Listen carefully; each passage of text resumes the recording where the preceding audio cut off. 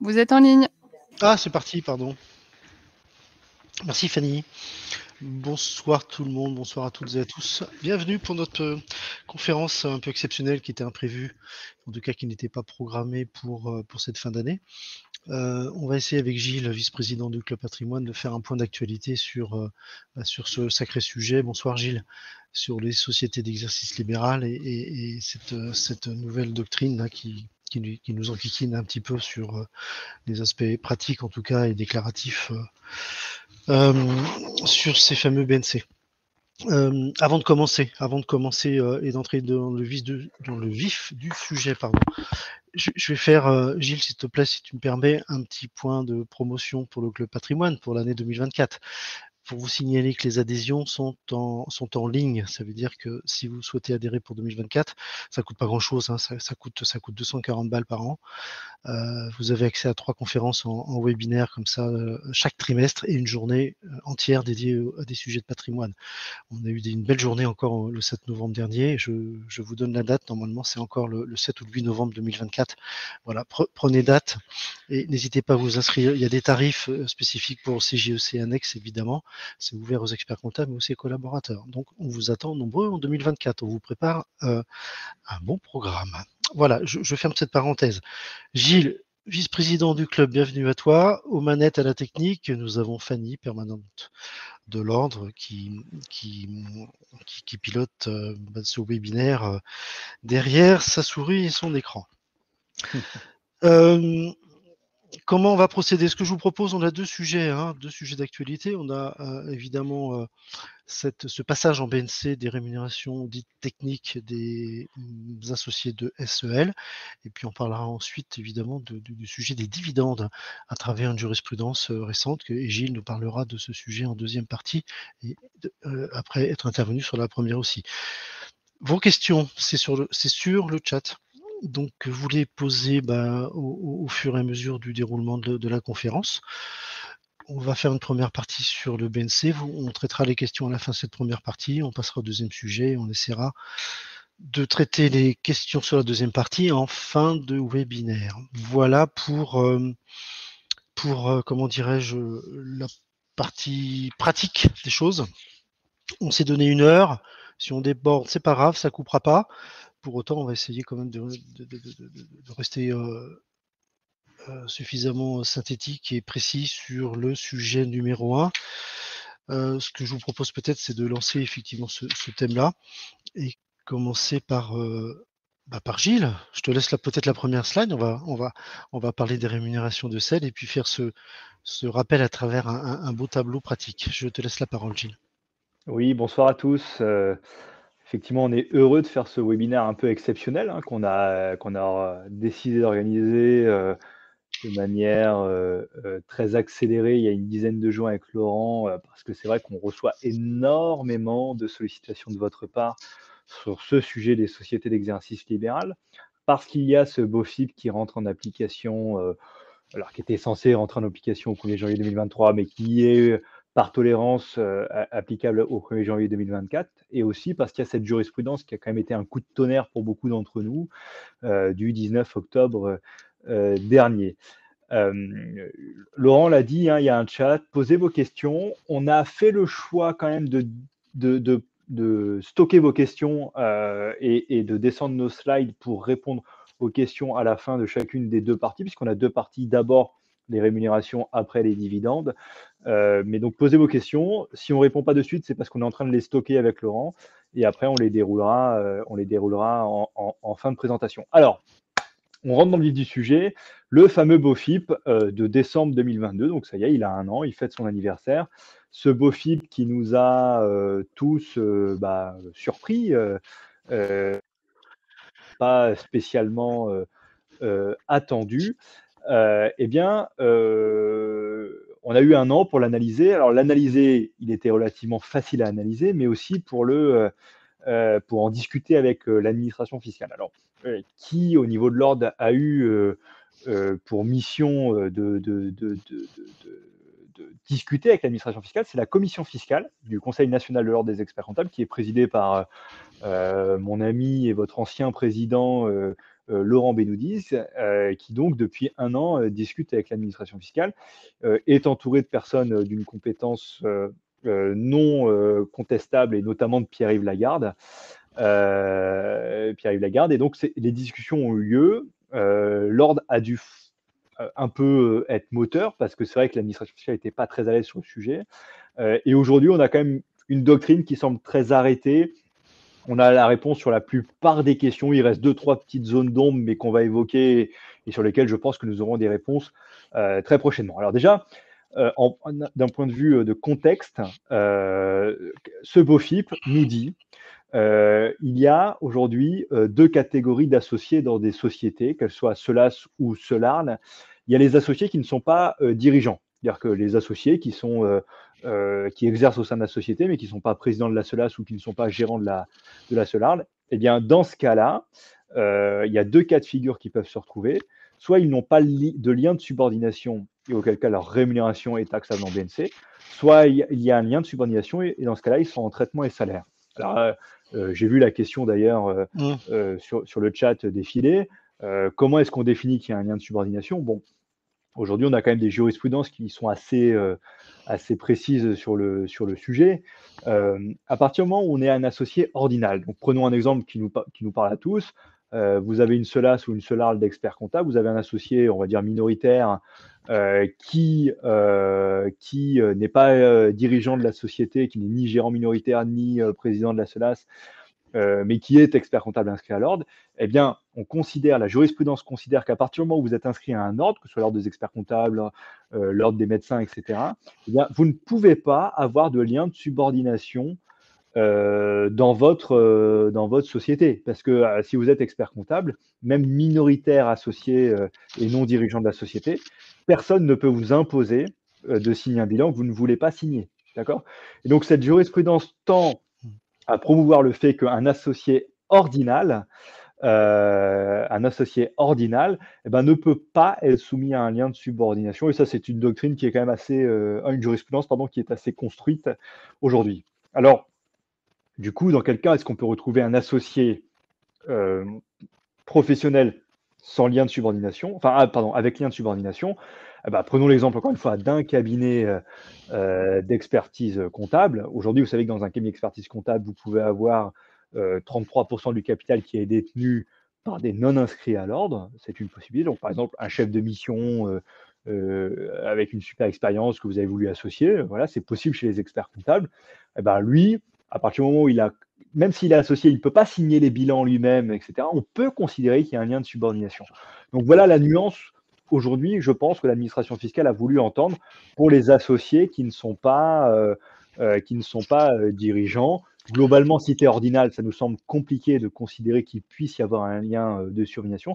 Si tu n'es pas ordinal, dans ce cas-là, sauf cas vraiment particulier, mais j'ai même du mal à conceptualiser dans quel cas c'est possible en SEL, eh bien, tu as un lien de subordination et donc tu es en traitement et salaire. Voilà. Donc ça, c'est le premier cas de figure, c'est l'associé non dirigeant. Alors là où ça se complexifie un petit peu, c'est l'associé, on va dire, qui est titulaire d'un mandat social, ce qui est un cas quand même relativement fréquent. Eh bien, dans ce cas-là, l'administration nous dit l'associé qui a un mandat social, c'est-à-dire l'associé qui est président de SOLAS ou qui est gérant de SOLARL, eh bien, cet associé-là, il va falloir que sa rémunération la splitter, la diviser en deux, avec d'un côté, qu'est-ce qui est attaché au mandat social, c'est-à-dire quel est le temps qui passe à gérer effectivement la société, et de l'autre côté, quel est le temps qui passe sur des travaux techniques. Eh bien, tout ce qui va être lié aux travaux techniques va être BNC. Parce que voilà, tu exerces ton métier d'expert comptable, donc tu es BNC. Et tout ce qui est lié au mandat social va être attaché à la catégorie fiscale liée à la forme de la société. Donc si c'est une SOLAS, ça va être en traitement et salaire. Si c'est une SOLARL, ça va être un article 62. Et donc ça, c'est un peu la grande révolution de ce BOFIP. Alors, pourquoi est-ce qu'on dit révolution? Parce qu'avant ce BOFIP, on avait une doctrine, donc un BOFIP qui était beaucoup plus simpliste. Un BOFIP qui nous disait, si tu es président de SOLAS, ça va en traitement et salaire. Si tu es gérant majoritaire de SOLARL, ça va en article 62. Et si tu es associé non dirigeant, eh bien, tu es en traitement et salaire. Alors, tu es en traitement et salaire, ça c'était la position de la doctrine fiscale, qui était en fait la reprise de la réponse ministérielle Cousin, donc qui date des années, je crois, 90, si je ne dis pas de bêtises. La réponse ministérielle Cousin nous disait, eh ben, les associés non dirigeants doivent déclarer leur rémunération, traitement et salaire. Et en fait, je pense que l'administration fiscale s'est retrouvée face à une contradiction parce que tu avais la doctrine fiscale qui te disait réponse cousin, traitement et salaire, mais tu avais deux jurisprudences du Conseil d'État qui disaient non, c'est du BNC. D'accord. Et donc, en fait, l'administration fiscale, je pense, a voulu faire un nettoyage de son BOFIP, de sa doctrine, en se réalignant sur la jurisprudence Conseil d'État, et en disant non, on rapporte, donc quand on dit qu'on rapporte, c'est-à-dire on annule la réponse ministérielle cousin, et on se réaligne sur le Conseil d'État qui dit les prestations techniques des associés non dirigeants sont du BNC. Alors, je vois sur le chat une question de Julien qui nous dit quel est l'intérêt du législateur de faire cette distinction. Alors déjà, ce n'est pas le législateur, hein, c'est l'administration. Je pense qu'il y en a je pense qu'il y en a deux. La première, encore une fois, c'est se réaligner sur la jurisprudence, parce qu'il y avait une vraie distorsion entre d'un côté jurisprudence et d'un côté réponse cousin administration. C'est-à-dire la réponse cousin disait traitement et salaire, la jurisprudence disait BNC. Et le deuxième intérêt, qui cette fois est pécunier, c'est les 10%. C'est les fameux 10%. C'est-à-dire que vous n'êtes pas sans savoir que quand vous déclarez en BNC, vous déclarez, alors on parlera du micro après, hein, mais sur le principe, voilà, si vous êtes au réel, vous déclarez votre revenu BNC, vous n'avez pas d'abattement de 10%, alors que quand vous êtes en article 62 ou en traitement et salaire, vous avez un abattement de 10%. Donc voilà ce que nous dit le BOFIP. À la fois, il complexifie, mais en même temps, c'est une volonté de se réaligner sur la jurisprudence. Il complexifie un peu la situation. Alors, c'est ce qui panique tout le monde. Parce qu'évidemment, en décembre dernier, quand on a vu ah ouais, mais les gars, il faut être en BNC, machin. Alors, d'ailleurs, on vous rappelle avec Laurent qu'à la base, ce BOFIP devait s'appliquer dès le 1er janvier 2023. Alors, c'était panique à bord parce qu'on avait 15 jours pour bouger. Et que, en fait, 15 jours après, ils ont dit non, mais ça va, il y a une tolérance, on verra en 2024 comment ça se passe. Parce que c'était panique à bord. C'est est-ce qu'il faut immatriculer? Est-ce que l'associé doit faire des factures? Est-ce qu'il est soumis à TVA? Est-ce qu'il est soumis à CFE? Enfin, voilà, ça posait des vraies questions sur est-ce que du coup, c'est un vrai entrepreneur individuel qui facture des prestations à la société d'exercice libéral. C'est pour ça que l'ordre et la commission fiscale se sont saisis du sujet, ont énormément échangé avec l'administration.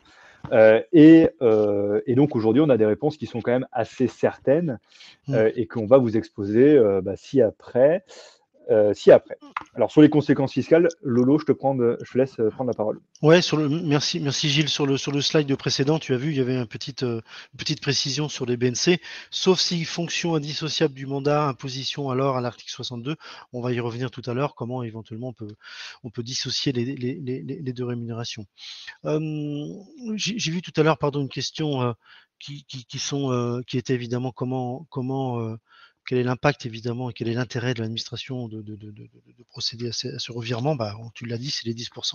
Alors une fois qu'on a dit ça, une fois qu'on a chiffré, si j'ose dire, l'impact fiscal en termes de rémunération, donc de base imposable, on a des précisions écrites cette fois-ci sur quelques sujets qui ont été posés. Donc la TVA, on y va. Non, il n'y a pas de TVA. Ça veut dire que le montant qui est attribué au BNC dans sa fonction technique, ça reste de la rémunération. Hein. C'est pas de la facturation, c'est pas de la sous-traitance, c'est pas une prestation vendue en tant que telle. Donc pas de TVA. Est-ce qu'il faut une facturation? Non, pas de facturation entre libéral, BNC dans sa fonction technique et la SEL. Un compte bancaire séparé. La réponse est non. La réponse est non. Mais on va le voir un peu plus tard, il y a une obligation sous-jacente qui est d'établir et de télétransmettre une 2035. Alors on est entre nous, experts comptables, et on sait bien que si on anticipe un petit peu la mission ou le rôle, ou comment dirais-je, la comptabilité d'une 2035, il serait peut-être plus pratique et peut-être conseillé d'ouvrir un compte dédié au flux qui concerne le BNC pour des raisons de simplification et d'industrialisation ou de collecte tout simplement des flux bancaires à appréhender dans la détermination du revenu BNC. Donc il n'y a pas d'obligation, maintenant chacun fait ce qu'il veut. Maintenant, s'il faut aller chercher les informations sur un compte joint ou autre, ou faire une récap à un client, l'exhaustivité n'est pas évidente. En tout cas, peut-être on peut imaginer un schéma de mission un peu plus complexe. CFE, contribution foncière des entreprises, non, le BNC ne sera pas soumis à la CFE, c'est la celle qui reste soumise à la CFE. Là, on a une position du CNOEC, du Conseil national de leurs experts comptables, qui dit que non, sur la DAS 2, on est un peu dans le même raisonnement que la facturation. On est dans la rémunération pure et simple. On n'est pas dans la facturation, on n'est pas en co-traitance, on n'est pas en sous-traitance. Donc, pas d'honoraires en termes de sémantique, et donc pas de mention de DAS 2 du montant attribué au BNC dans ses fonctions techniques. Si on avance un petit peu, alors là il y a un petit sujet, parce que moi personnellement j'ai déjà eu quelques questions de clients qui essayent déjà, parce que vous avez compris que, alors il y a un sujet très administratif. Quel est-il? L'administration en 2025, au titre des revenus 2024, vous demande de renseigner la case sur la 2042 dédiée au BNC. Pour autant, aujourd'hui, un BNC, il a un numéro sirène, il a un numéro SIRET, mais à travers les cotisations sociales, c'est-à-dire à travers l'URSSAF.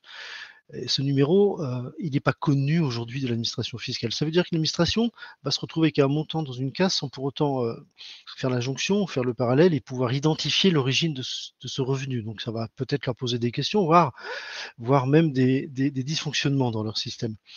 Donc, il est demandé effectivement pour les libéraux, si j'ose dire, des travailleurs indépendants, article 62, qui ont déjà un article 62, un SIRET, pardon, de procéder à travers un parcours spécial dédié sur le guichet unique, ne rigolez pas, et d'aller cocher la case DGFIP, en gros, pour dire, voilà, qui va permettre de vous identifier auprès de la DGFIP en tant que BNC. Donc l'administration saura qu'elle attend une information chiffrée dans la catégorie BNC. Alors pour ceux qui vont débuter, évidemment, il s'agira de constituer ou de créer cette immatriculation, a priori, de façon native, et en immatriculant aussi ce SIRET auprès de l'administration fiscale. Je viens de le dire, des dépôts du 2035, c'est tout le sujet. C'est tout le sujet. 2035 obligatoire, encore une fois. 2024, on parle de 2025. Donc il n'y a pas urgence absolue en termes de délai, vous l'avez compris. La seule urgence, c'est peut-être de prévenir vos clients et d'organiser la collecte, et puis peut-être de faire un peu d'accompagnement sur des sujets fiscaux. Perte de l'abattement de 10%, ça signifie potentiellement de pouvoir appréhender certains frais dans la catégorie BNC. J'ai vu tout à l'heure une question, est-ce qu'il est possible d'appréhender des frais kilométriques? Regardez la documentation sur le BNC. Oui, en termes de détermination du revenu, a priori à cette heure en tout cas, Gilles, moi je considère qu'on est à 100% dans la catégorie BNC, ce qui signifie que, à la fois en termes de chiffre d'affaires, de recettes et de dépenses et de charges, on s'inscrit complètement et à 100% sur la définition du revenu BNC, on est d'accord? Oui, bien sûr, c'est un BNC. Je dirais à la limite, la seule conséquence, c'est que, par rapport à un BNC entre guillemets «classique», c'est que comme tu as des revenus non soumis à TVA, tu peux pas déduire la TVA sur tes dépenses. Ça par contre, Évidemment. c'est écarté. Mais, tu peux passer tout type de dépenses, ouais, bien sûr. Enfin, à partir du moment où elles sont éligibles. Ok. Donc on prend le memento, on regarde le BNC, puis on regarde ce qu'on peut déduire, et potentiellement en fonction des cas qui se présentent, pouvoir imaginer, on va dire ça comme ça, les charges qu'on pourrait déduire. Objectif principal, c'est peut-être arriver à 10%, si je peux me permettre. Allez. Alors évidemment, le micro-BNC, on parle d'un régime fiscal simplifié avec un abattement de 34% sur le montant du chiffre d'affaires, si j'ose dire, du chiffre d'affaires qui n'est pas du chiffre d'affaires, mais du total des rémunérations perçues. J'ai oublié le chiffre, c'est 77 400, mince, je l'avais noté, je ne sais plus. Bon, on est au-dessus des 70 000 euros. Alors c'est possible. C'est possible de pouvoir bénéficier ou pas. À vous de faire le calcul.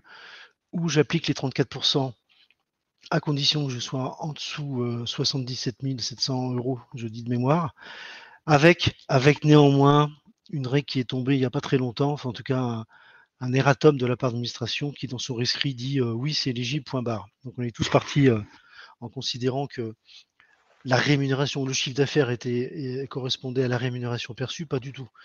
Elle dit erreur de plume dans la réponse au rescrit. Il s'agit d'appréhender le chiffre d'affaires en proportion du capital. On va pas le dire comme ça. Le chiffre d'affaires à retenir est celui correspondant à la proportion du chiffre d'affaires déterminé à la détention du capital de la SEL. Une SEL qui fait 1 million d'euros de chiffre d'affaires, j'ai 10%. J'ai 10% du capital, ça veut dire que la limite c'est 100 000. Quand même, j'ai touché 50 000. Non, je me trompe pas, hein, c'est bien ça la règle. Oui. Là, je suis affirmatif, c'est même pas une question, c'est ça la règle. Alors là, je ne sais pas d'où sort cette position, peut-être que. Mais je donnerai deux précisions. C'est exactement. Alors, c'est pas la règle qui est dans le fameux rescrit qui a été publié Non. par. Le rescrit, ils disent si ta REM elle est inférieure à 77 000 €, c'est bon, voilà. Donc ils ont changé de position. Ils ont changé de position en disant non, c'est la quote-part du chiffre d'affaires que représente ta part de capital. Donc c'est la règle que tu viens de donner 1 million de chiffre d'affaires, si j'ai 10%, c'est 100 000 €. Précision quand même très importante, très importante. Le chiffre de référence, voilà, le chiffre d'affaires du BNC, c'est pas la rémunération nette, hein, d'accord, hein, c'est ce qu'on appelle le super brut. C'est-à-dire qu'aujourd'hui, l'administration nous dit: «Vous devez faire une 20-35», en déclarant le super brut, c'est-à-dire le montant net plus les charges, TNS, pour faire simple, y compris Madelin, et cetera, et vous arrivez au net. Donc c'est bien le super brut qui sert de référence pour vérifier qu'on respecte ou pas le micro BNC, enfin le seuil du micro BNC. Absolument. Donc après, une fois qu'on a compris ça, si on rentre dans les clous dans les limites du micro BNC, bah ça, tout le monde en a l'habitude, hein, on compare le réel au 34%. 34%, c'est les charges sociales, etc. Ça englobe l'intégralité des coûts supportés pendant l'exercice du BNC, hein, des fonctions techniques. On compare les deux et on prend évidemment le plus intéressant. Évidemment. Possibilité d'opter pour une comptabilité d'engagement, oui, absolument, c'est possible. Ça, on peut l'imaginer notamment pour un nouvel entrant, si j'ose dire, qui en première année ne va avoir qu'une rémunération nette et dénuée de toute cotisation sociale. Ça permettra évidemment, comme c'est écrit ici, de provisionner les charges TNS et donc de déclarer un revenu un peu plus lissé dans le temps.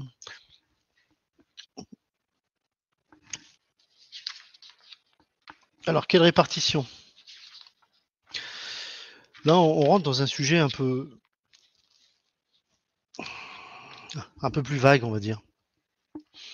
Parce que, en tout cas, moi, je n'ai pas vu dans le rescrit de règles ou de conseils ou de sujets sur la répartition. Alors, on parle de quoi? Comment je fais pour répartir ma rémunération relevant de mon mandat social, article 62, bénéficiant de l'abattement de 10, de mes rémunérations techniques soumises de catégorie BNC. Première réflexion, c'est de se dire que il y a un sujet de taille, hein, c'est-à-dire que dans une société de petite taille, évidemment, plus la structure est petite et plus le mandataire social va être évidemment technique et moins ancré dans des fonctions de mandataire.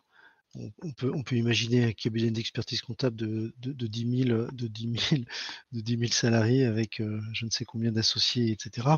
C'est vrai que le président tout en haut, ou le gérant, il est potentiellement moins soumis à des pressions techniques, on va dire ça comme ça, et davantage consacré à son mandat social pour gérer le groupe.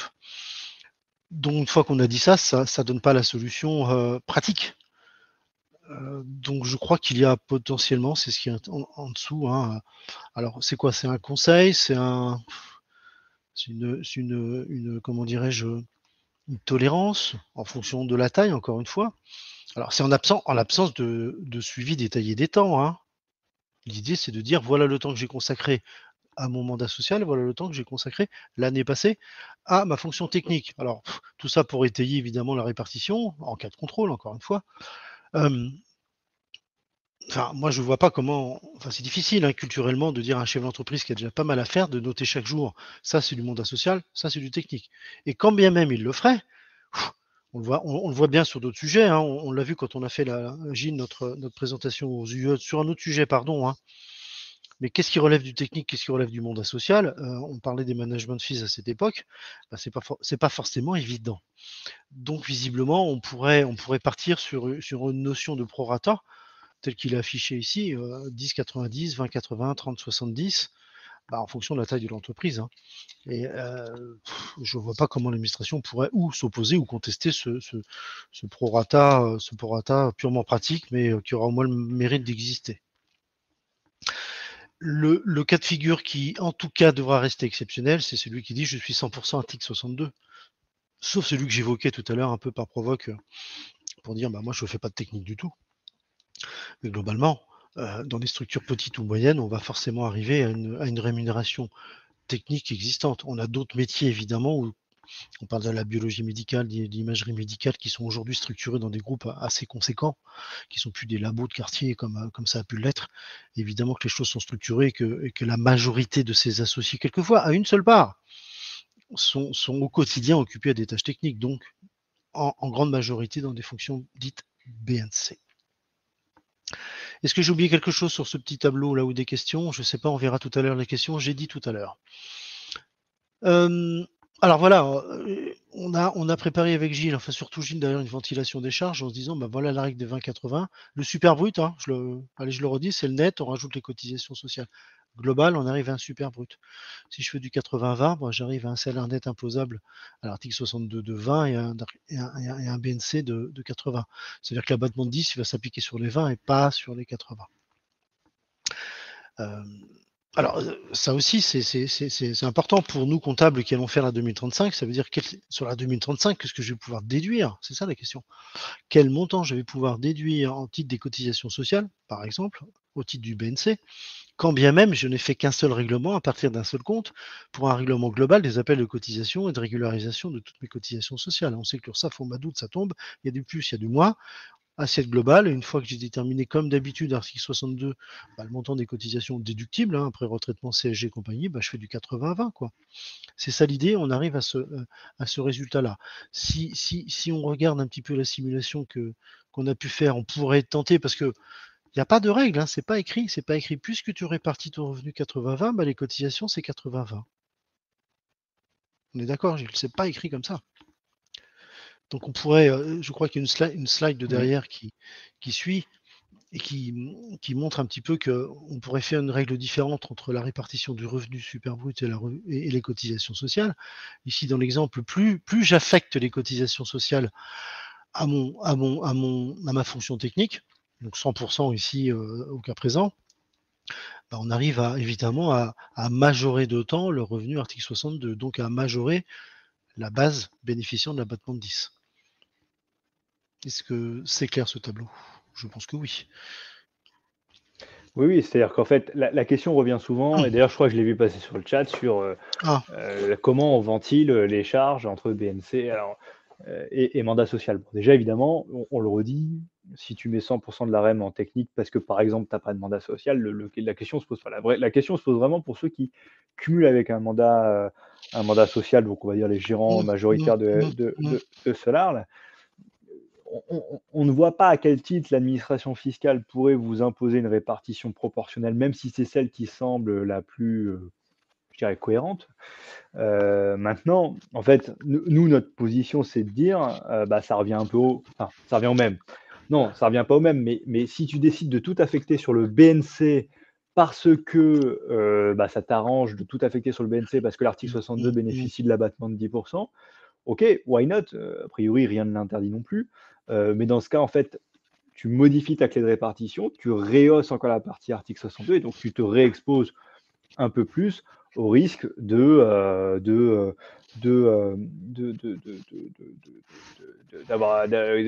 contrôleur fiscal qui considère que tu as trop affecté l'article 62, parce qu'il est là le risque, hein. C'est qu'un contrôleur fiscal Absolument. nous dise, tu as trop mis sur l'article 62, c'est que du BNC ce que tu fais. Tu vois, tu es tout seul dans ta Solar, tu es le seul à exercer, tout est BNC, rien n'est article 62. Donc Alors, ces deux tableaux ne visent qu'à dire que, quelque part, affecter 100% des charges sur le BNC revient à dire que ta répartition n'est pas 20-80, mais ta répartition est 28-72. Voilà. On répond un peu à Olivier là qui nous dit qui a pondu cette ineptie de prorata. Est-ce que c'est l'ordre? Franchement, c'est moyen, dit-il. Bah, c'est moyen. On n'a pas, comment dirais-je, on n'est pas là aussi pour vous dire voilà comment il faut faire ce soir. Hein. On est là aussi pour peut-être réfléchir tous ensemble et se dire bah voilà ce qui nous paraît potentiellement envisageable au regard du BOFIP. Hein. Après, chacun prend ses responsabilités, je pense. Allez, on avance. On regardera les questions après. Il y en a beaucoup. Hein. Le passage de BNC en 7 demeure-t-il intéressant? C'est des questions qu'on a un peu regroupées là ce soir parce qu'elles ont été nombreuses déjà en préambule. C'est celles qui reviennent le plus souvent.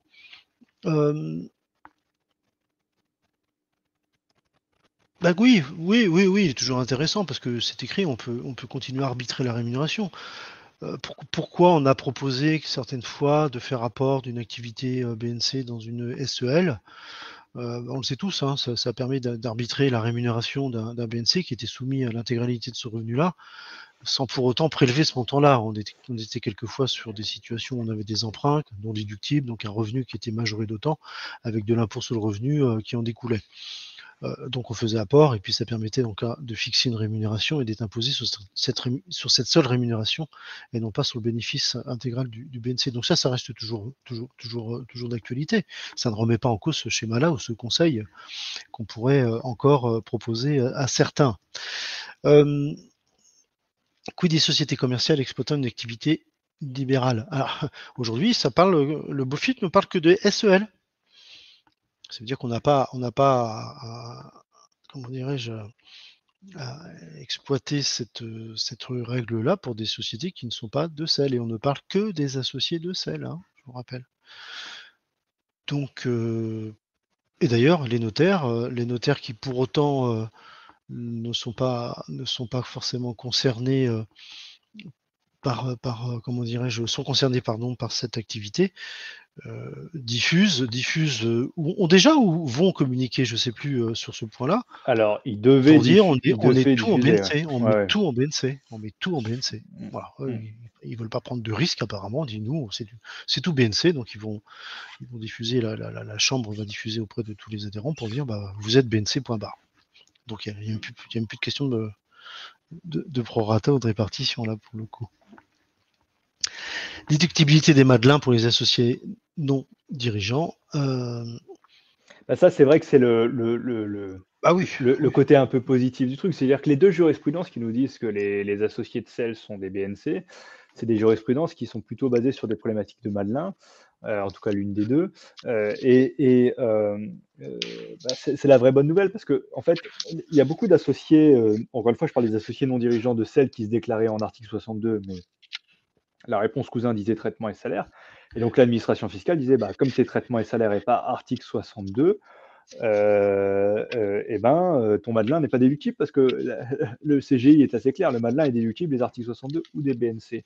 Et donc le fait que l'administration fiscale dans son BOFIP de décembre 2022 rapporte la réponse cousin et s'aligne sur la jurisprudence Conseil d'État permet une déductibilité de la Madelin qui était loin d'être évidente, même si beaucoup de monde la déduisait, il faut être très clair. Il y a peu d'associés professionnels de SEL qui ne déduisaient pas leur Madelin, mais au moins on est un peu plus sécurisé. Donc c'est une opportunité pour le coup, une vraie opportunité pour le coup qui a été créée par cette réforme du BOFIP, même si elle pose plein de problèmes, on est d'accord. On est d'accord. Voilà. Donc je te rejoins tout à fait sur cet aspect-là. Alors avant de passer au deuxième sujet, parce que je vois que l'heure passe très vite, on a déjà passé la moitié du temps, mais c'est pas grave. On reprend les questions, comme ça je pense, hein, Gilles, parce que sinon, alors on va vas-y. rentrer dans le vif du sujet. Franck nous demande, pour Théo. les SOLAS, comment déterminer s'il y a un lien de subordination ou pas du président? Bon, on a évoqué le sujet.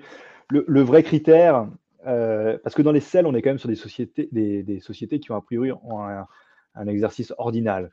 Donc, je vois peu de cas, mais je suis pas un sachant exhaustif, mais je vois peu de cas où un président de SEL ne serait pas lui-même inscrit à son ordre, quel qu'il soit, expert comptable, commissaire aux comptes, médecin, etc.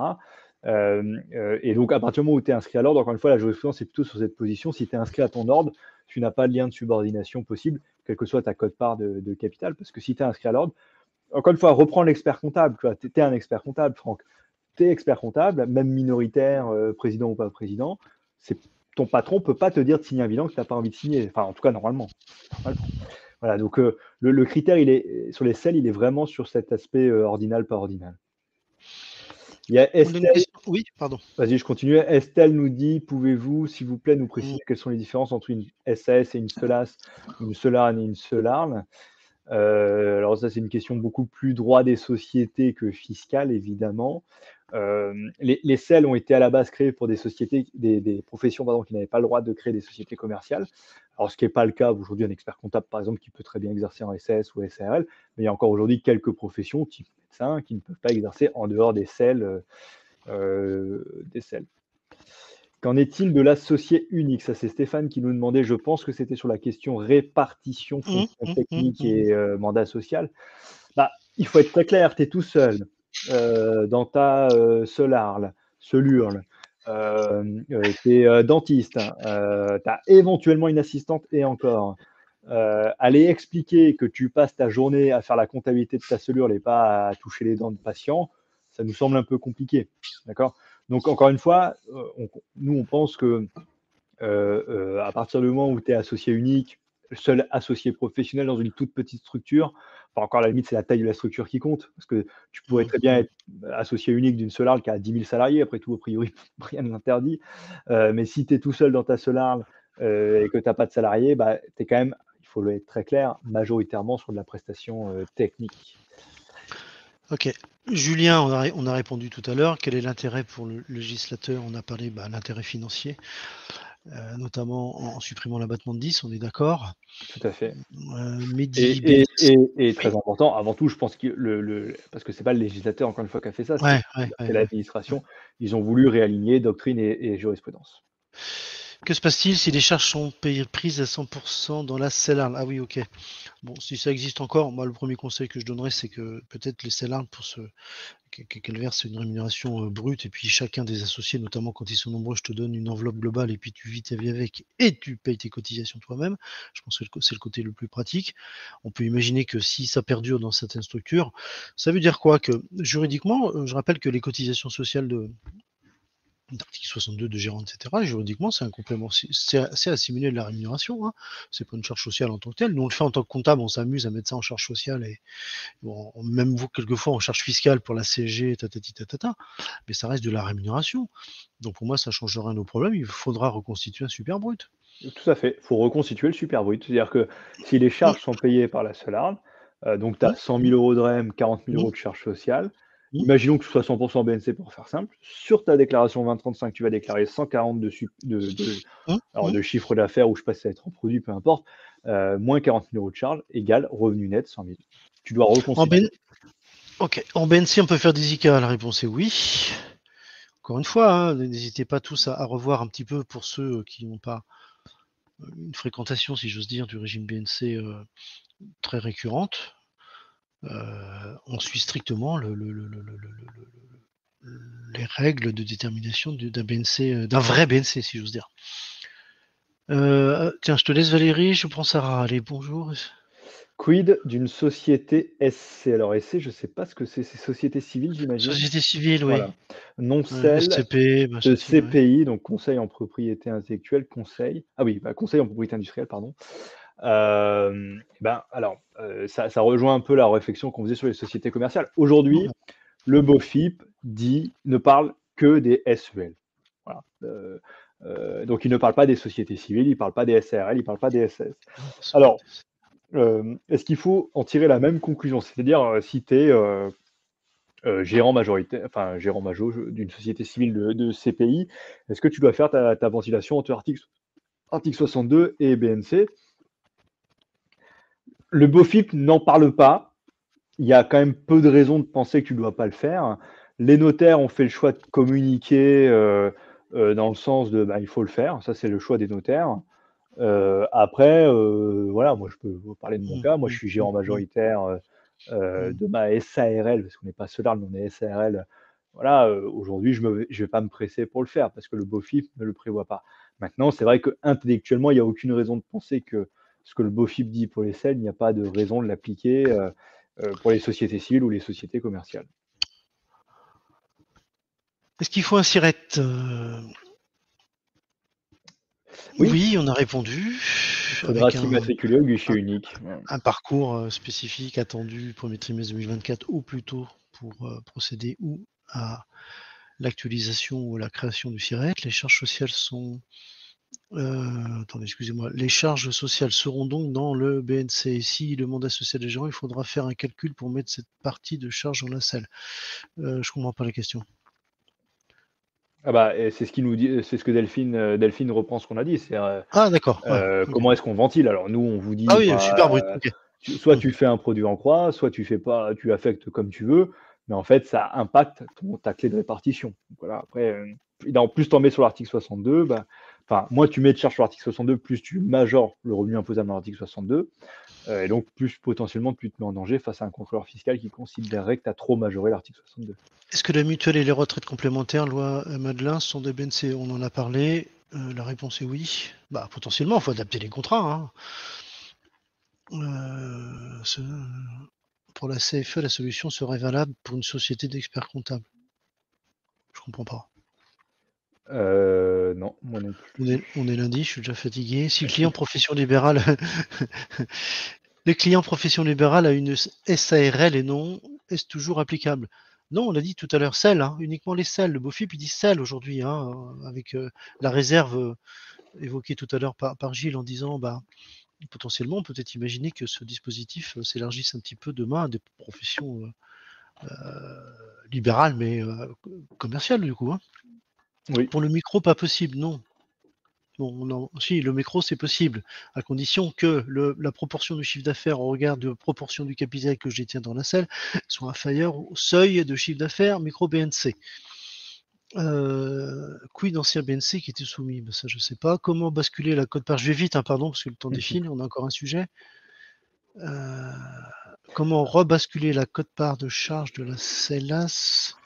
Ah non, Franck, tu fais pas de refacturation. Franck nous dit, si j'ai des charges Non. dans mon BNC, est-ce que je les refacture à la SOLAS? Non, soit la SOLAS te rembourse des notes de frais, et auquel cas on t'en parle pas dans ta 2035, soit il y a certaines charges que tu as pas pu te faire rembourser par ta SOLAS, ce qui arrive dans des grosses structures où tous les frais sont pas éligibles aux notes de frais, auquel cas tu les déduis de ton BNC tout simplement.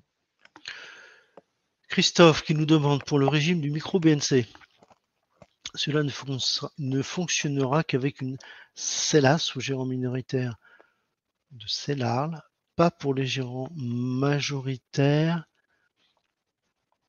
Bah, je vois pas pourquoi. Non, non, ça concerne tout le monde, à partir du moment où tu respectes les seuils, il y a pas de raison que ça te concerne pas les gérants, majos de SARL. Enfin de Solar, pardon, de Solar.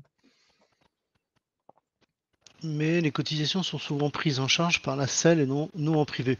Oh, bah écoutez, de par mon expérience, je dirais plutôt l'inverse. Sauf dans des petites structures, si je peux me permettre, c'est-à-dire dans les petites selles, évidemment, il n'est pas rare de voir les cotisations sociales payées par, comme les SARL, les SRL, bah, encore une fois, on ne va pas le redire, c'est la même démarche, on recalcule le super brut, indépendamment de savoir qui paye, hein. Alors il y a une question intéressante d'Adama qui nous demande: «Est-ce qu'on a le droit au BNC par rapport aux 2 premières années?» Alors ça, il y a une réponse dans le rescrit, hein, le fameux rescrit qui a circulé. En fait, le rescrit nous dit pour, on repart pas tous from scratch, parce que sinon on aurait tous droit au micro. Le rescrit, il dit: «Tu regardes les 2 années précédentes, si tu avais dû faire ton fameux BNC, quel est le seuil que tu aurais atteint ou pas en termes de, entre guillemets, «chiffre d'affaires». Mmh. Olivier Claire, ah, Olivier tu es qui là. était pas content sur notre prorata, je pense pas qu'il parlait du prorata des charges sociales, je pense qu'il parlait du prorata Ouais, ouais, ouais. du micro. Je pense, hein, Olivier, Ah, je sais pas. tu me corriges si je dis une bêtise. Non, c'est pas du tout l'ordre qui a pondu ça, c'est l'administration fiscale qui est revenue sur son rescrit. Voilà, Ok. Et on confirme à Claire, d'ailleurs, juste en dessous, sur le même sujet. Associé à 10% dans une selle de 1 million d'euros de chiffre d'affaires, soit 100 000 euros, pas d'option dans le micro possible, absolument. Je confirme, c'est pas possible, regarde de la correction apportée. Nicolas pose une question philosophique très intéressante. S'il est toujours possible de répartir, pourquoi le fisc aurait prévu une exception dans ce cas? Encore une fois, nous, ce qu'on vous rapporte, c'est les discussions qu'il y a eu entre l'ordre et l'administration fiscale. C'est vraiment parce que il y a certains conseils, avocats, experts comptables, qui ont dit bah, article 62, c'est toujours une exception. Non, ça clairement, c'est pas la position de l'administration fiscale. L'administration fiscale dit que l'exception, c'est vraiment une exception. Et moi, je pense que l'exception, c'est quand tu es président d'un cabinet d'expertise comptable où tu as 200 salariés. Ça devient très compliqué de savoir quel est le temps, pardon, excuse-moi, je cherchais le terme, le temps technique que tu as, tu vois, parce que tu vois des clients, enfin, est-ce que tu fais vraiment beaucoup de technique avec eux, etc. Cette exception, il faut plutôt la voir comme ça, et c'est une vraie exception, d'accord? C'est-à-dire que c'est pas tous les articles 62 sont une exception, c'est pas ça du tout la position de l'administration fiscale. Ok, Maldo, salut Maldo, qui nous demande. Ok. Et pour les experts comptables en SRL, on fait quoi? Je crois que tu viens de répondre en parlant de ton cas présent. On fait rien du tout, on fait rien pour Moi, je l'instant. fais rien en tout cas. On Chacun. continue sur le même schéma que précédemment. Et pour le gérant majoritaire du URL, tu en as parlé tout à l'heure, Gilles. Allez-vous aborder les SPFPL? Alors surtout sur l'aspect dividende, tout à l'heure. Oh là là, alors. On parlera après des SPFPL. Alors Nicolas, si on prend l'exemple d'un pharmacien en Solarl qui gère une dizaine de salariés, qui effectue diverses fonctions au sein de sa journée, comment peut-on distinguer en pratique, sachant qu'ils n'ont effectivement pas de suivi des temps? Il me semble qu'il faudrait distinguer selon les professions. Un médecin ou un dentiste ne sont pas organisés comme des pharmaciens. Bien sûr, Nicolas, tu as raison. Tu as parfaitement raison. Toutes les professions, un pharmacien, disons les choses, est un commerçant quand même, tu vois, a peut-être moins de fonctions techniques qu'un médecin, un dentiste ou peut-être même d'ailleurs un expert comptable. Malheureusement, sur cette question de la règle de répartition, l'administration n'a jamais, dans les différents échanges qu'on a eus, souhaité se prononcer. Voilà. Donc, on ne peut pas vraiment vous donner des clés toutes faites.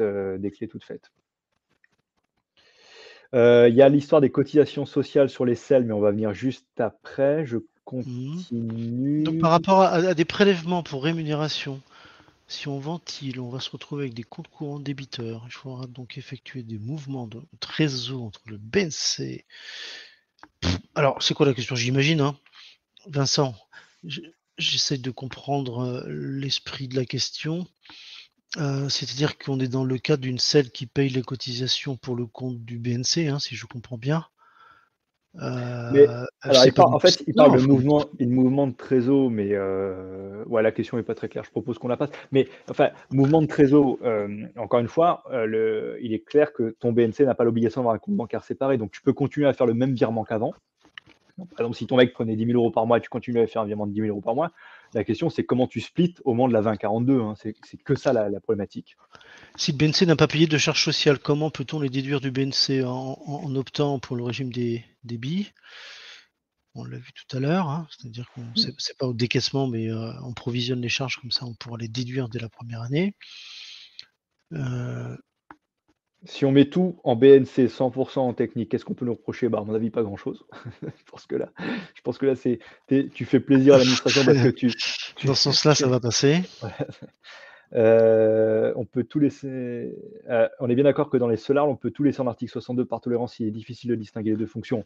Oui, mais encore une fois, c'est une vraie exception, Sylvie, on t'a répondu. L'intérêt d'affecter 100% au BNC, il n'y a pas d'intérêt, on vient de le dire. Au contraire, on mettait l'intégralité du revenu en dehors des clous de l'abattement de 10. Les avocats ont communiqué. Oui, les avocats, ils sont dans le même sujet. Alors, les avocats, ils sont pas tous en SEL, les Ouais, mais avocats. j'ai pas vu qu'ils aient communiqué sur les SARL et les SAS parce que je pense que c'est à ce moment-là que les questions étaient Ils sont. posées. Ouais. On descend encore parce qu'il va falloir qu'on parle quand même des Oui. SPFPL. Pour la déduction de 10%, il y a tout de même un plafond. Oui. Alors, on a un copain expert comptable dont je ne citerai pas le nom parce que je ne peux pas le mettre dans le viseur, mais qui nous expliquait que pour lui, un mandat social, ça valait toujours 120 000 euros. comme par hasard. Voilà. Parce que ça correspond évidemment au plafond des 10%. Il y a Olivier qui nous demande si un jour on aura une rémunération technique pour les boulangers. Il rigole évidemment, mais va savoir. Hein.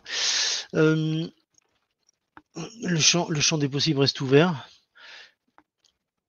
Les experts comptables ont-ils l'obligation d'exercer en sel compté? Non. La réponse est non. Julien.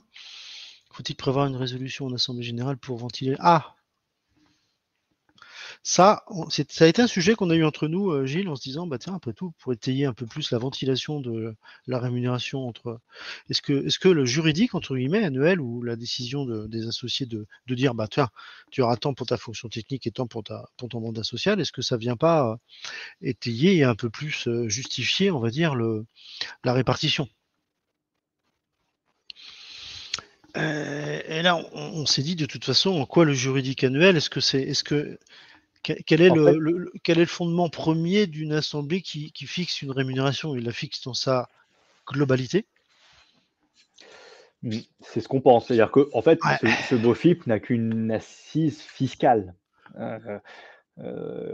Tu vois, et on pense que c'est un peu dangereux d'aller ventiler ou de sortir le technique de l'AG parce qu'il y a quand même certains dispositifs fiscaux qui sont basés sur la prépondérance de la rémunération. Donc, Okay. c'est avant tout fiscal plus que juridique. Donc, pour l'instant, prudence, même si on n'a pas évidemment de réponse claire. Et puis, l'administration fiscale, c'est pas son sujet, mais prudence. Moi, je serais très prudent allez, en tout cas, je serais très, très, très réservé sur le fait de sortir la rémunération technique de l'AG. Parce que, encore une fois, ça reste de la rémunération, c'est pas des honoraires, ça reste de la rémunération. Donc, pour moi, ça reste une décision d'AG. Est-ce qu'il faut le ventiler dans l'AG? Moi, je serais prudent. Je serais prudent. Parfois, je pense qu'il ne faut pas trop écrire. 2065 bis, alors là, j'en sais rien, mais de mémoire, je dirais que la 2065 bis, c'est là où on fixe la rémunération d'un gérant, hein, donc l'article 62, le BNC pour moi non. Mais bon, je pense il est peut-être urgent d'attendre. Le feuille rapide qui expliquera peut-être que il faudra ça on est dans du déclaratif. Au pire, si ça y est pas, je pense pas qu'il y ait mort d'homme. Dans la comptabilité des rémunérations BNC, passer dans les comptes NSF, dans quel compte de charge? Il n'y a pas de position prise, je dirais un 6 et un 4 en deuxième position, puis après, bah, faites comme vous voulez. Hein. Mmh. Encore Mmh. une Mmh. on peut imaginer tous les schémas, mais juridiquement parlant, indépendamment du compte, le compte, il est là pour expliquer un petit peu au client le montant de ses cotisations, etc. Il ne répond pas à un classement comptable spécifique. Juridiquement, c'est de l'AREM, que ce soit de la cotisation ou un net perçu, c'est de l'AREM. Hein. On est d'accord. Ok. Est-ce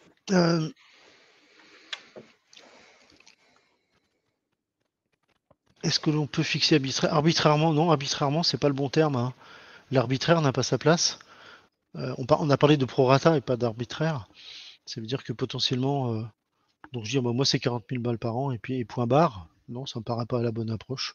Je dirais, je suis petit, donc c'est du 70-30. Je suis moyen, donc c'est du 80-20. Ou je suis moyen grand, c'est 90-10 peut-être. Mmh. Mmh. Ça dépend ce qu'on met derrière les termes moyen, petit et grand. Les dividendes, on y vient. La liste est longue. Hein. Je ne sais pas si on va pouvoir Non, mais traiter des questions je pense sociales. qu'on va pouvoir basculer parce qu'après, je pense qu'on a quand même traité la plupart des sujets. Il y a Olivier qui insiste sur son boulanger. Bon, bah oui. Alors aujourd'hui, le boulanger n'est pas en selle, donc a priori, mais t'as pas tort, hein, Olivier. Hein, à un moment donné, on sent que ce qui les agace, c'est les 10% de l'article 62, clairement. Donc, est-ce qu'à un moment donné, ils basculeront pas tous les entrepreneurs en disant TBIC ou BNC et pas gérant ou président? C'est une Okay. tendance que je pense il ne faut pas écarter totalement comme étant possible. Maldo qui revient, les experts comptables en SAS, comment déclare-t-on la rémunération technique? Bah, on s'en fout, si je peux me permettre, c'est-à-dire qu'on n'est pas en. T'as écrit Bah, SAS, hein, Maldo, t'as pas écrit SAS, et c'est là, ça. Hein. Maldo, moi je pense qu'il est urgent de rien faire. Pas sûr que ce soit une blague à terme. Ça, c'est l'histoire du boulanger, j'imagine. Oui, on est Mhm. d'accord, on est d'accord. Boulanger ou autre d'ailleurs. Hein. Le reversement de la rémunération BNC constitue bien une charge déductible de la CAS. Le reversement, bah évidemment, oui. Enfin, évidemment, pardon. Oui, on comptabilise en charge en 64, pas en 62, c'est pas un sous-traitant, hein, un 6, un 4, et c'est déductible. Évidemment. Pour l'associé majoritaire de celle-là, sans associé en tant que tel, pouvons-nous continuer à lui passer toute sa rémunération. Bah non, sans risque, certainement pas. Là, on est en train de dire qu'un associé unique de Cellarl, sans associé. Bah, je pense que tu prends un risque. Ah, Bah bah, oui. ça dépend la seule arme. Si le mec il a 30 000 salariés et qu'en fait il passe son temps à gérer la boîte, bah, il n'y a pas de sujet. S'il est tout seul dans sa SARL, je pense que tu as un sujet. Alors après, il faut mesurer le risque. C'est-à-dire, c'est quoi le risque? C'est le risque, c'est que tu tombes sur un contrôleur qui te dise non, mais c'était du BNC et pas de l'article 62, donc je te remets en cause les 10%. Voilà. Et comme le disait, je ne sais plus lequel de nos participants, le 10% est plafonné, donc on n'est pas sur un risque monstrueusement colossal. Il y en a une dernière là, Mohamed, qui nous demande dans le cadre d'une CELAS unipersonnelle, un dentiste ne veut pas prendre de revenus. Elle a bien un salaire, mais pas de rémunération BNC. Est-ce qu'elle peut avoir une REM à 0 avec un résultat 50 qu'elle compte peut-être en dividende? Bah là, on est dans le schéma du pire peut-être. Hein. Si je comprends bien la question, je ne prends pas de rémunération, j'attends le résultat, je prends du dividende. Non, Mohamed, il faut évidemment. Je t'encourage, Mohamed, à t'inscrire au club parce qu'on fait des sujets tout au long de l'année sur. On a encore fait une le 7 novembre avec Pierre-Yves Lagarde sur la stratégie de rémunération qui a dit attention danger. Les situations, en abus de droit avéré, je dirais, ou en risque maximum, bah, c'est celui-là, c'est-à-dire sans parler de dentiste ou de sel ou quoi que ce soit, on élargit un peu le champ. Et Pierre-Yves a rappelé le schéma, on a un peu tiré sur la corde sur les schémas un peu optimisants. Oui, Et bravo Olivier. Olivier nous dit c'est à cause de ce genre d'attitude qu'on arrive à de telles situations. Exactement. exactement, c'est un peu la Exactement. conséquence. Si aujourd'hui on est là, c'est peut-être qu'aujourd'hui on a un peu tiré un peu À fort sur force la corde. d'abuser, il s'intéresse à ce qu'on fait. Voilà, non, mais Olivier a raison. Mais ça rejoint, et c'est ce que Laurent, tu dis, rappelez, on a fait une super journée du patrimoine euh, début novembre sur le sujet. L'un des trucs qui va nous finir par nous exploser à la tronche, c'est les mecs qui sont consultants en SS, qui font 200 000 euros d'honoraires par an tout seuls et qui touchent le chômage en même temps. Un jour ou l'autre, ça va péter. Ou la retraite. Ou la retraite. Zéro rémunération. Laurent, comme on est déjà à la fin de l'heure, je te propose qu'on bascule, Allez, euh, vas-y, bascule. qu'on passe au sujet suivant. Alors, On revient sur les dentistes. Tiens. Encore un schéma encore un à la dentiste. con, hein, excuse-moi. Et voilà le résultat, quoi. Alors, la fameuse jurisprudence du 19 octobre, bon, je pense que vous l'avez tous vu, tous lu, parce que si vous êtes là, c'est elle vous inquiète, et à juste titre, parce qu'elle est inquiétante. Je fais quand même une petite synthèse, un petit schéma pour vous décrire à quoi elle correspond. On avait donc le cas, effectivement, d'un couple de dentistes avec Madame X et Monsieur X. Monsieur X exerçait au sein d'une Solarle, sa Solarle de dentiste. Et en 2016, si je ne dis pas de bêtises, Monsieur et Madame X, qui détenaient tous les deux la Solarle, décident de vendre les parts de la Solarle à une SPFPL, donc dans le cadre de ce qu'on appelle un OBO, hein, et décide de vendre 99% des parts, Monsieur X gardant 1% des parts à titre personnel.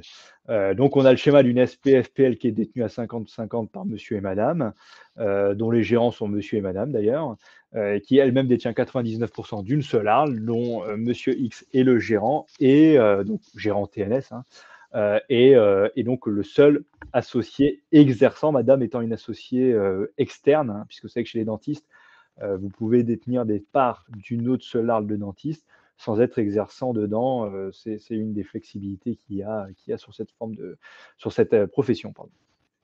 Et donc, le cas de notre jurisprudence est intéressant parce que dans ce schéma-là, on a une seule arle qui a distribué les dividendes à la SPFPL, et la caisse de retraite pardon, des dentistes a considéré que ces dividendes-là devaient être soumis à cotisation sociale. Et donc, alors c'est un dossier qui était dans les tuyaux et dans les couloirs des différentes institutions depuis quelques années. Et donc, qui s'est mal passé en première instance, qui s'est mal passé en cour d'appel en l'occurrence, la cour d'appel de Aix-en-Provence. Et on pensait que le Conseil d'État allait renettoyer un peu le sujet en disant non, il faut arrêter les bêtises, des dividendes qui montent à une holding, ça ne peut pas être soumis à cotisation sociale. Et bien malheureusement, la jurisprudence du 19 octobre confirme le redressement donc de cotisation retraite TNS. Cette jurisprudence nous dit, bah oui, des dividendes qui sont versés d'une seule à une SPFPL sont soumis à cotisation sociale. Et donc, ça a été évidemment un coup de tonnerre, puisqu'on est face à une situation où il n'y a pas de cash-out. Monsieur et Madame X n'ont rien touché directement dans ce cas de figure-là, mais ont été redressés sur des charges sociales. Alors, au-delà de la violence de cet arrêt qui était surprenant, ce qui a encore plus surpris finalement tout le monde, c'est l'argumentation du juge. Parce qu'on aurait pu s'attendre à une argumentation du type abus de droit, du type tu as fait un OBO, tu déconnes, c'est de l'abus de droit, donc je te mets des charges. On aurait pu s'attendre à ça, mais c'est pas du tout l'argumentation du juge, qui est plus sur une analyse, j'allais utiliser le terme philosophique, je ne sais pas si c'est le bon terme, mais une analyse factuelle de la situation. Donc, je vous ai mis 3 slides où je vous ai surligné les passages importants. Donc, le premier passage, les bénéfices de la SEL constituent le produit de l'activité professionnelle et doivent entrer dans l'assiette de cotisation sociale. Alors, c'est quand même assez clair, y compris lorsque ces bénéfices sont distribués à la SPFPL qui détient le capital de la SEL. D'accord ? Donc, le juge, il dit, les bénéfices qui sont générés par la SEL, c'est ton activité professionnelle et donc ça va rentrer dans ta base de cotisation sociale. Et ce qui inquiète pas mal de personnes, alors pas forcément moi à titre perso, mais il y a quand même des analyses qui disent, quand on lit cette phrase, la phrase elle parle de bénéfices et pas de dividendes. D'accord ? Elle parle bien de bénéfices de la SEL constituent le produit de l'activité professionnelle et doivent rentrer dans l'assiette de cotisation sociale. Alors on aurait pu se dire c'est un abus de langage, il voulait parler de dividendes. Mais sauf que dans le morceau de phrase qui suit, le juge fait bien la distinction avec les bénéfices distribués. Donc le juge fait bien la distinction entre bénéfices et bénéfices distribués. Et donc ce morceau de phrase inquiète encore plus de monde parce qu'on se dit, finalement, si on lit littéralement cette jurisprudence, tout bénéfice d'une SEL doit être soumis à charge sociale. Alors je vous rassure de suite, en l'occurrence, les conséquences de cette jurisprudence n'ont porté que sur les dividendes. D'accord ? Mais on a une rédaction qui est très large et encore une fois très, très inquiétante. Alors, suite de la décision, le chirurgien dentiste est le seul associé professionnel en exercice, donc c'est le fameux monsieur X, est le seul associé professionnel en exercice au sein de la SELARL. C'est le seul à générer des revenus qui permettent de constituer les dividendes distribués à la SPFPL. Et donc, le juge relève que ces dividendes correspondent à la rémunération d'un travail plutôt qu'à des revenus d'un patrimoine. Donc, vous voyez, encore une fois, on est sur de la presque philosophie. C'est-à-dire que le juge, il dit, le dentiste, il est tout seul dans sa SELARL, c'est le seul à bosser, parce que c'est le seul dentiste de la SELARL, et donc tous les bénéfices qui sont dégagés constituent la rémunération de son travail et non la rémunération du patrimoine. La phrase d'après que je n'ai pas surlignée, elle est intéressante aussi parce que elle nous dit, et ça va sans dire, mais la SPFL était bien soumise à l'IS, ce n'était pas une SPFPL à l'IR, d'accord ? C'était une SPFPL à l'IS. Dernier extrait de l'arrêt, et donc c'est le Conseil d'État qui dit la Cour d'appel a exactement déduit, donc le Conseil d'État donne raison à la Cour d'appel, a exactement déduit que les dividendes litigieux revêtaient la nature de revenus d'activité, donc revenus soumis à cotisation sociale, au sens de l'article 131.6 du Code de la sécurité sociale. Donc, évidemment, coup de tonnerre, mais coup de tonnerre à double titre. Un, que cette situation a pu exister, c'est-à-dire qu'on est dans un cas où des dividendes versés à une holding ont été soumis à charge sociale, malgré le fait qu'il n'y ait pas de cash-out. Et deuxième coup de tonnerre, c'est l'argumentation du juge, qui n'est pas du tout sur de l'abus de droit. C'est-à-dire qu'on aurait été dans l'abus de droit en disant tu as tiré sur la ficelle parce que franchement, ta clientèle, elle valait rien, tu te l'es vendu à toi-même, tu m'as fait un OBO, machin que ça. Mais ce n'est pas le cas. C'est pas le cas. Donc l'argumentation est hyper inquiétante. Donc donc le caractère éventuellement abusif du schéma n'est pas du tout souligné par le juge. C'est pas du tout ce qu'il y a dans l'arrêt. Vous pouvez retrouver sur Internet. Il est tout à fait tout à fait disponible. Dans le cas d'espèce, il s'agissait vraisemblablement d'un OBO sur titre. Alors pourquoi est-ce qu'on pense ça? Parce que j'ai eu la curiosité d'aller sur Papers, j'ai retrouvé la société en question. Et en fait, sur Papers, on a retrouvé tous les actes de cession des titres de la SEL à la SPFPL. Et on voit en fait sur Papers qu'ils se sont vendus à eux-mêmes avec un emprunt au Crédit Agricole pour 142 plus 139, donc ça fait à peu près 280 000 euros. Ils se sont vendus à eux-mêmes des parts de société. D'accord? Donc on est sur un OBO. On aurait pu imaginer que le juge dise franchement, les OBO, vous nous embêtez avec ça, ça vous permet d'échapper aux charges sociales, je vous mets les cotisations sociales, mais ce n'est pas ce que le juge dit. D'accord? Alors, est-ce que cette affaire n'aurait pas existé si on n'avait pas été dans le cas d'un OBO? Peut-être, mais c'est quand même pas ce que le juge dit et c'est ce qui est vraiment, vraiment très inquiétant en l'occurrence. Ce qui est inquiétant, c'est qu'encore une fois, le juge, il se focalise sur l'article 131.6 du Code de la sécurité sociale. L'article 131.6 du Code de la sécurité sociale, c'est l'article qui définit quelle est la base des cotisations TNS, c'est-à-dire salaire plus dividende qui dépasse 10%, hein, vous savez. Voilà. Et donc, il se limite à ça. Il dit, bah voilà, il y a des dividendes, il y a des salaires, ça va dans la base de cotisation TNS. Il ne dit pas que c'est abusif. Il se limite à ça. Et alors, cet arrêt, il date du 19 octobre, et il se trouve que le 25 octobre, il y a eu un amendement qui prévoyait la réécriture de l'article 131.6 du Code de la sécurité sociale. Et alors, on a eu des communications de certains syndicats qui nous ont expliqué que, bah oui, bon, bah, ça y est, le problème était réglé en 6 jours, on avait fait un amendement qui réglait le problème. Alors, non. Voilà, je ne suis pas ambigu dans ma réponse. La réponse est non. L'amendement en question ne résout pas du tout le problème. Pourquoi? Parce qu'actuellement, l'article 131.6 du Code de la sécurité sociale, dans son paragraphe qui intègre les dividendes, il prévoit que la part des revenus mentionnés aux articles 108 à 115 du Code général des impôts perçus par le travailleur indépendant sont soumis à cotisation sociale. L'amendement, qu'est-ce qu'il prévoit comme article? Alors, il change le numéro de l'article qui devient le 136.3, mais ça, on s'en fout. Et l'article change juste parce qu'au lieu de dire les revenus mentionnés à l'article 108 et 115 du Code général des impôts, il nous dit sur la part des dividendes perçus par le travailleur indépendant. Parce que si vous allez voir ce que sont les articles 108 à 115, c'est les articles du CGI qui définissent ce que sont des dividendes. D'accord? Donc, on a juste résumé la phrase mentionnée aux articles 108 à 115 du CGI par la part de dividendes. Donc, l'article a été certes réécrit, mais pas du tout précisé. Pas du tout précisé. Alors, vous allez me dire, oui, mais toi, tu es un peu politique, voilà, tu as un parti pris. Non, moi, je vous le dis. Deux choses. La première chose, c'est que cet amendement du 25 octobre, ça faisait des mois qu'on l'avait en circulation dans les couloirs. Il n'a rien à voir avec la jurisprudence. Ça faisait des mois qu'on l'avait dans les couloirs. Pourquoi? Parce que c'est un amendement extrêmement important qui redéfinit la base des cotisations sociales des TNS. Pourquoi? Parce qu'à partir de 2025, si vous ne le savez pas, je vous donne peut-être une information ce soir, les cotisations des TNS ne seront plus soumises sur le net. Vous savez, aujourd'hui, vous prenez votre super brut, vous déduisez les cotisations, vous avez le net. Les cotisations sociales des TNS seront calculées sur le super brut après abattement de 26%. Et c'est ce que dit cet amendement. C'est pour ça qu'il réécrit plein d'articles. D'accord? C'est la réforme beaucoup plus générale des cotisations des TNS. Mais en aucun cas, cet amendement n'est sorti parce qu'il y avait eu la jurisprudence du 19 octobre. Ça n'a strictement rien à voir, c'est un hasard pur de calendrier. Et si vous ne me croyez pas moi, croyez Fit Droit qui nous dit la nouvelle rédaction du 136.3 du Code de la sécurité sociale n'est pas en contradiction avec la décision du juge, c'est-à-dire qu'en aucun cas ça change la décision du juge, c'est-à-dire qu'effectivement, même si tu avais eu le nouveau Code de la sécurité sociale, tu aurais eu la même décision. Et si vous ne croyez pas Fit Droit, croyez Revue Fiduciaire. Revue Fiduciaire nous dit la nouvelle rédaction donc du Code de la sécurité sociale, a priori sans lien avec la décision rendue par le Cour de cassation quelques jours plus tôt, ne devrait rien changer à la solution dégagée. Cet amendement du 25 octobre n'a strictement rien à voir, nous sommes toujours dans la même insécurité. Message reçu, Gilles. Super, il fallait le dire.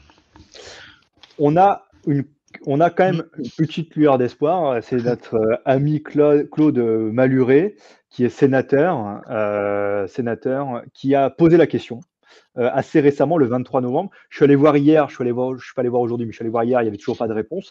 Une question au gouvernement sur cette jurisprudence, parce qu'elle est quand même très inquiétante. Et je salue le travail de quelques confrères que je connais, je ne sais pas s'ils sont avec nous ce soir en ligne, qui ont contribué à la rédaction de cette question. Parce qu'il est temps qu'on ait une vraie réponse, une réponse claire sur quel est le périmètre aujourd'hui des cotisations sociales sur dividendes. Et alors, je ne sais pas si c'est la conclusion, c'est la conclusion. De façon générale, et c'est ce qu'on disait tout à l'heure avec Olivier, Olivier qui avait parfaitement raison, cet arrêt confirme la volonté générale de contrecarrer les schémas d'optimisation de la rémunération visant à échapper aux cotisations sociales. C'est-à-dire que clairement, l'URSSAF en a marre des schémas où on fait du dividende à flat tax pour échapper aux cotisations sociales. Aucune raison de penser que cet arrêt se limite aux cotisations retraite. L'article 131.6 est le même pour l'ensemble des cotisations. Alors certes, l'arrêt ne concerne que des cotisations retraite, puisque c'est une caisse de retraite qui est attaquée. Mais si l'URSSAF attaquait sur le même volet, il n'y aurait pas de raison que ce soit une décision différente, puisque c'est le même article. C'est le même article du Code de la Sécu. Et aucune raison de penser que cet arrêt se limite au SP, FPL et SEL, puisque l'article 131.6 est le même pour les sociétés commerciales, par exemple SARL.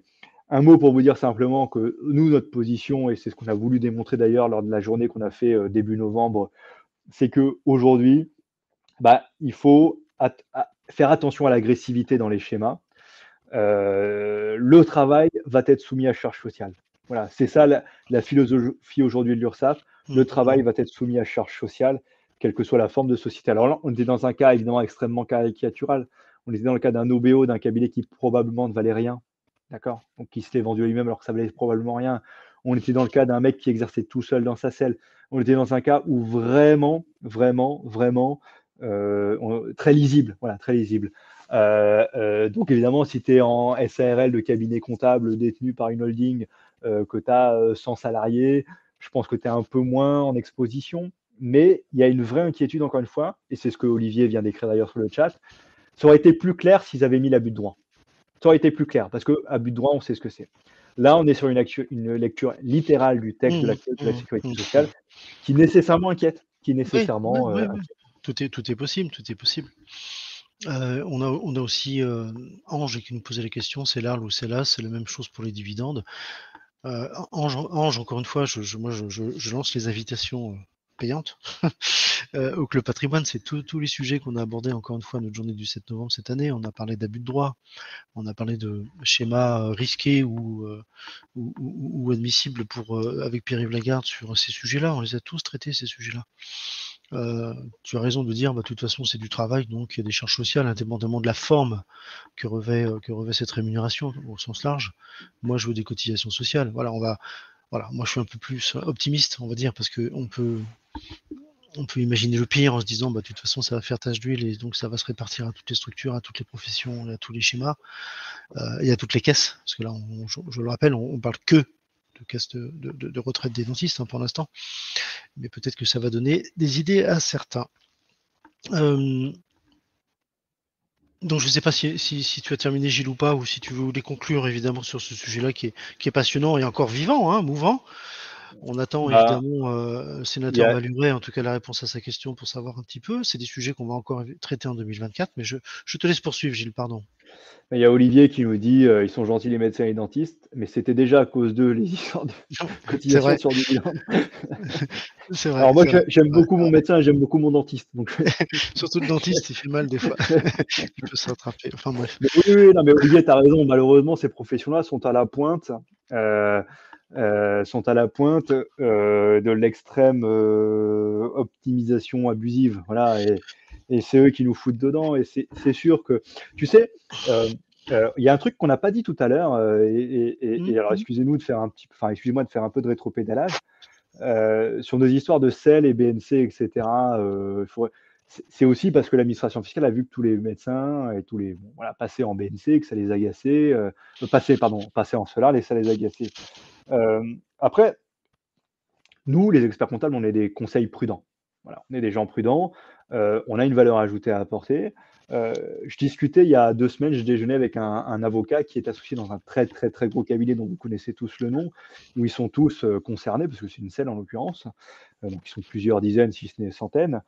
Je vais raconter un truc. Il m'a dit que la direction de ce cabinet-là leur a diffusé en interne le nouveau BOFIP en disant attention, maintenant vous devez déclarer du BNC. Et ils leur ont dit allez sur Indy.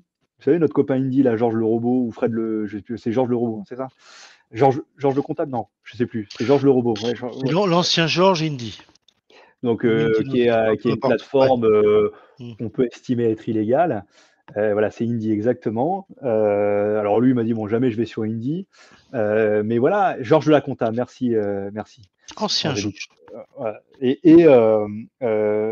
voilà. Voilà, en fait, il y a quand même une petite opportunité. Dire que moi, dans mon cabinet, on n'a pas beaucoup de sel, mais on a quand même communiqué auprès de nos sels.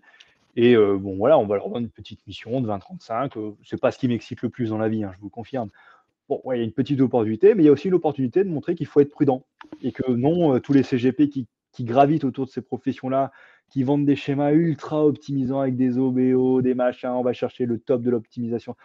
Ben, ouais, l'URSSAF n'est pas d'accord.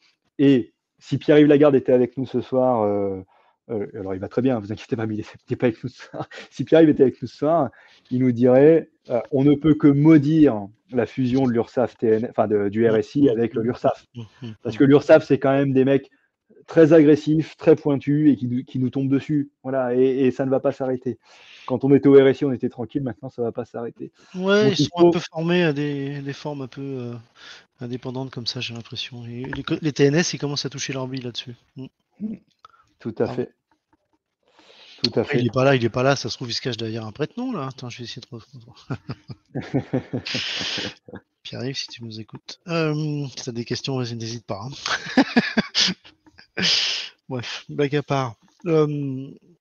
Je sais pas, Gilles, si. Alors, Bah écoute, moi, j'ai j'ai pas envie de vu me beaucoup de projeter un peu questions. sur l'avenir. Non, beaucoup moins de questions, évidemment, sur ce thème-là, parce que peut-être moins précis dans ses contours et on peut tout imaginer demain. Moi, ce que je propose, c'est qu'on en reparle évidemment de façon régulière avec le Club Patrimoine en 2024, parce que ça va forcément bouger, je pense.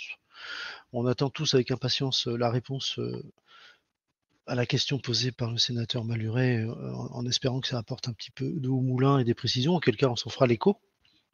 Si c'est pas nous, évidemment, peut-être le club fiscal ou l'ordre directement de Paris vous en fera information. Voilà, je sais pas, Fanny qui est à la manette derrière, je sais pas, moi j'ai plus de questions, enfin j'en vois plus personnellement en tout Non, cas. il Je n'y en a pense plus. Je pense qu'on va pouvoir clôturer. Non, on est bon, Laurent. qu'on est bon, c'est ça, d'accord. Merci Fanny.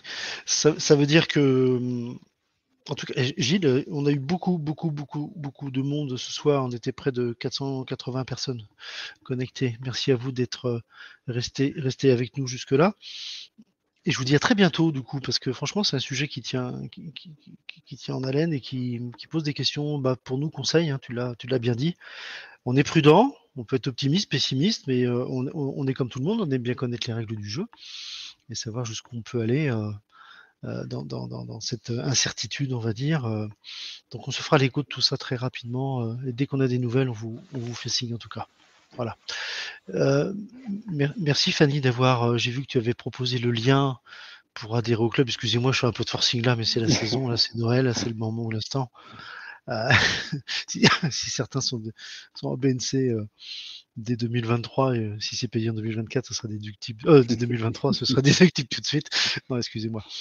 Mais on pourra peut-être imaginer des schémas. Voilà. À vos crayons, hein, confrères et consoeurs, parce que, comme l'a dit Gilles, il y a potentiellement une offre de service à proposer auprès de vos clients qui sont en sel, en tout cas associés de sel, sans passer par le robot ou je ne sais qui. Effectivement, on a de la valeur et du conseil à apporter autrement que de la compilation de chiffres, on est bien d'accord. Et je pense que tous ceux qui sont vos clients ont des questions à poser. C'est pas Georges qui va y répondre. Je ferme cette petite parenthèse personnelle. Il suffira pas de changer de nom. C'est bon pour toi, Gilles? Merci, monsieur le vice-président. Merci Lolo. Je vous souhaite à toutes et à tous de très bonnes fêtes de fin d'année si on n'intervient pas d'ici là. En tout cas, c'est pas prévu. Bonnes vacances à ceux qui peuvent en profiter. Et puis, rendez-vous à toutes et à tous en 2024, dans la joie et la bonne humeur. Merci À bientôt. Laurent. Bonne fête à tous. Bonne soirée. Ciao, ciao à tous. À bientôt. Merci, au revoir.